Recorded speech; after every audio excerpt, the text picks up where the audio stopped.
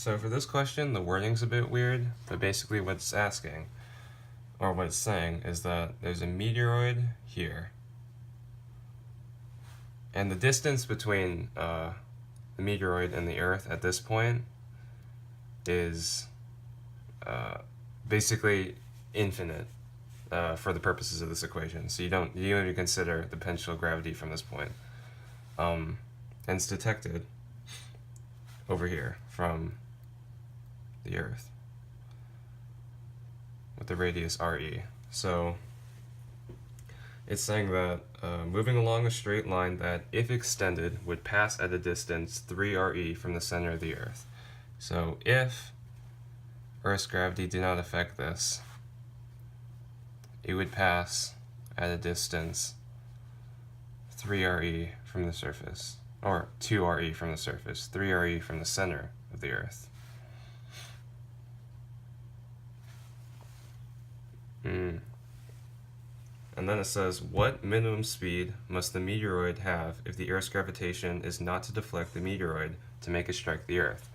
So if the Earth's gravity is to deflect the meteoroid from its straight path, what minimum speed must it have to avoid striking the surface of the Earth, which is 3RE, or which is RE from the Earth's center. So there's two parts to this problem. The first part is the angular momentum aspect. The angular momentum is conserved in between the straight line path and the curved path. So Li initial equals Li final. The angular momentum of the initial path was the mass of the asteroid times its initial velocity times the radius, which was 3RE from the center of the Earth. And the final angular momentum is the mass of the asteroid times its final velocity times its radius, RE, from the center of the Earth. Now from here, you can cancel a ton of things, the masses and the radius.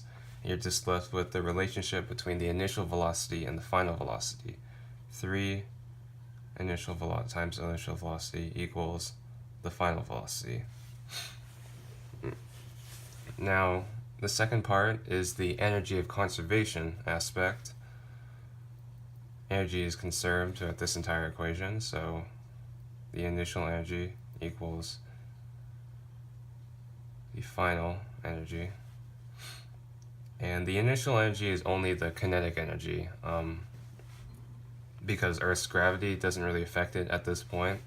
So, or at least enough to factor into this equation. So I'm just going to say the initial kinetic energy equals the final kinetic energy from the final velocity, which is final, plus the potential of gravity it has at this point, which is at the radius RE from the center of the Earth. So you just substitute in the equations for these. 1/2 mass of asteroid times velocity initial squared equals 1/2 mass of the asteroid times velocity final squared minus the gravity constant times the mass of the Earth times the mass of the asteroid, all over the radius RE. So from this point, you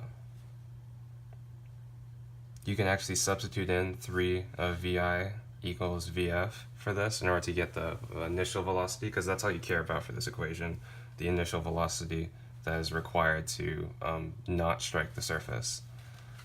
So if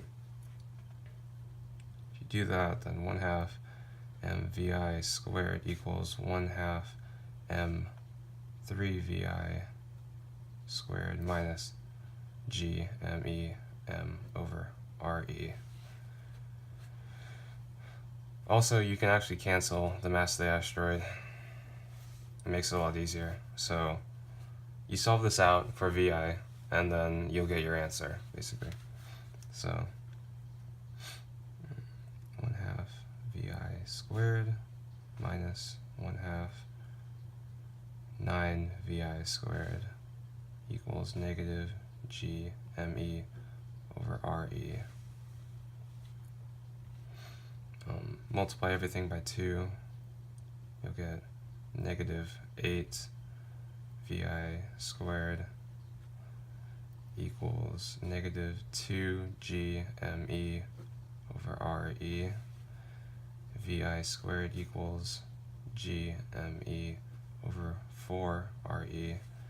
And then Vi equals, can you see that? Yeah, you can. Vi equals